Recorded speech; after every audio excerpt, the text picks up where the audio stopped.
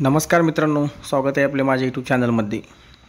मित्रांनो, जर तुम्ही होमगार्डसाठी नोंदणी नसेल केली तर लवकरात लवकर नोंदणी करून घ्या, कारण मित्रांनो या ठिकाणी नोंदणी चालू झालेली आहे।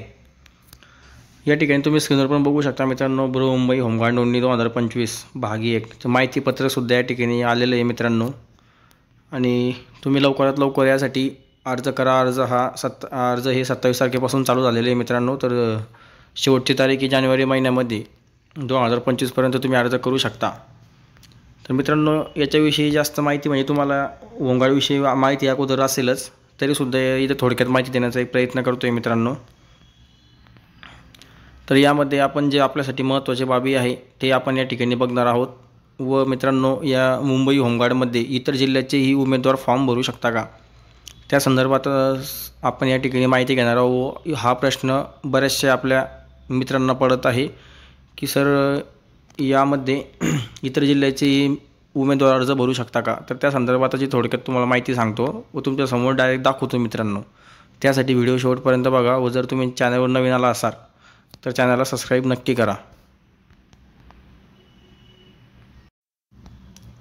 तर मित्रांनो, जसं की तुम्ही स्क्रीनवर बघू शकता, संपूर्ण माहिती घेतली मित्रांनो तो व्हिडिओ या ठिकाणी भरपूर मोठा होईल आणि त्या संदर्भात तुम्हाला माहिती अगोदर असेलच, तरीसुद्धा या ठिकाणी जी मेन पॉईंट आहे मित्रांनो ती तुम्हाला इथं थोडक्यात दाखवण्याचा प्रयत्न करतो। तर जसं की तुम्ही इथं स्क्रीनवर बघू शकता, बृहन्मुंबई होमगार्ड नोंदणी 2025 भाग 1 होमगार्ड नोंदणी नियम व अटी काय आहे। तर या ठिकाणी बघू शकता मित्रांनो, होमगार्ड पात्रतेचे निकष, शैक्षणिक पात्रता ही कमीत कमी 10वी पाहिजे तुम्हाला माहितीच असेल, आणि शारीरिक पात्रता ही वय 20 वर्ष पूर्ण ते 50 वर्षाच्या आत, म्हणजे मित्रांनो कमीत कमी 20 वर्ष व जास्तीत जास्त 50 वर्ष। ऑनलाईन अर्ज करतेवेळी उमेदवाराचे वय 20 वर्ष पूर्ण असणे या ठिकाणी आवश्यक आहे।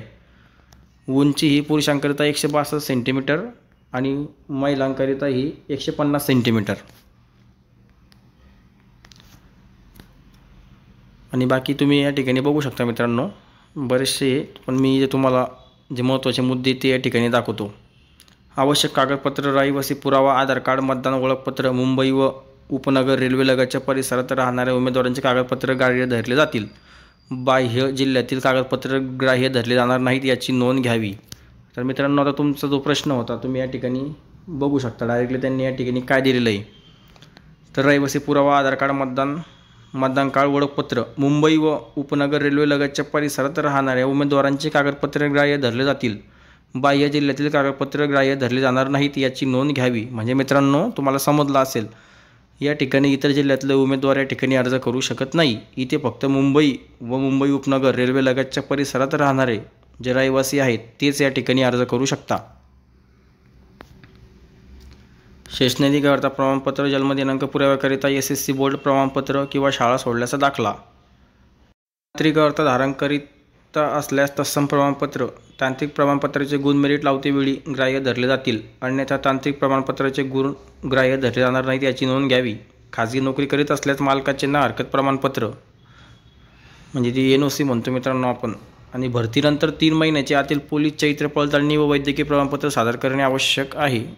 म्हणजे 3 महिन्याच्या आतील मित्रांनो या ठिकाणी पोलीस व्हेरिफिकेशन सर्टिफिकेट आणि वैद्यकीय प्रमाणपत्र या ठिकाणी सादर करणे आवश्यक आहे।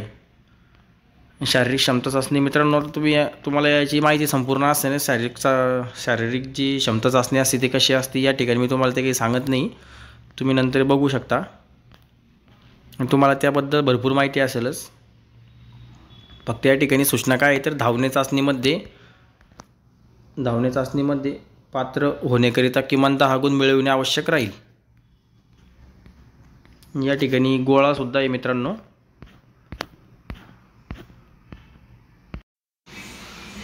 तर या ठिकाणी तुम्ही स्क्रीनवर बघू शकता मित्रांनो, हे आपल्यासाठी महत्त्वाचं आहे, तुम्हाला हेच दाखवतो मी या ठिकाणी बघा। तर ते काय सांगताय मित्रांनो, की नोंदणी अर्ज भरणे संदर्भातील सूचना।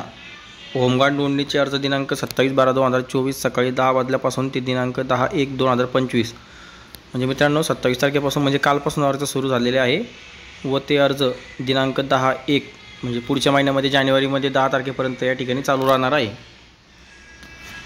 पर्यंत या कालावधीमध्ये तुम्ही या ठिकाणी वेबसाईट बघू शकता, maharashtra.cdsg.gov.in या संकेतस्थळावर फक्त इंग्रजी या भाषेमधून भरावायचा असून मित्रांनो या ठिकाणी महत्त्वाचं बघा, फक्त या इंग्रजी या भाषेमधून भरावायचा असून मराठी भाषेत अर्ज केल्यास तांत्रिक अडचणी उद्भवल्यास संबंधित उमेदवार जबाबदार असेल. अर्ज भरताना सर्व माहिती काळजीपूर्वक भरावायची आहे. उदाहरणार्थ आधार कार्ड क्रमांक, जन्मदिनांक व्यवस्थित नोंद कराव्यात. एका उमेदवाराला आधार कार्ड क्रमांकाच्या साहाय्याने एकदाच अर्ज दाखल करता येणार आहे. एकच अर्ज या ठिकाणी दाखल करता येणार आहे.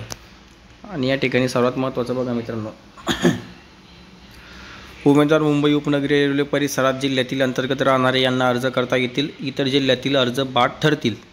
फक्त या ठिकाणी मित्रांनो, जे मुंबई उपनगरीय रेल्वे परिसरात जिल्ह्यातील राहणारे जे उमेदवार आहे फक्त ते या ठिकाणी अर्ज करू शकतात. इतर जिल्ह्यातले उमेदवार अर्ज करू शकत नाही. तर तुम्हाला या ठिकाणी समजलं असेल मित्रांनो. आता बाकी अजून भरपूर माहिती आहे. आपला व्हिडिओ खूप मोठा होईल. तुम्हाला या ठिकाणी मी जे महत्त्वाचे आहे ते सांगितले आहे. तरी तुम्हाला अजून काही माहिती हवी असल्यास मला तुम्ही कमेंटमध्ये सांगा. मी तुम्हाला नक्की या ठिकाणी सांगण्याचा प्रयत्न करेल. ठीक आहे मित्रांनो, सर्वांना जय हिंद व जय महाराष्ट्र.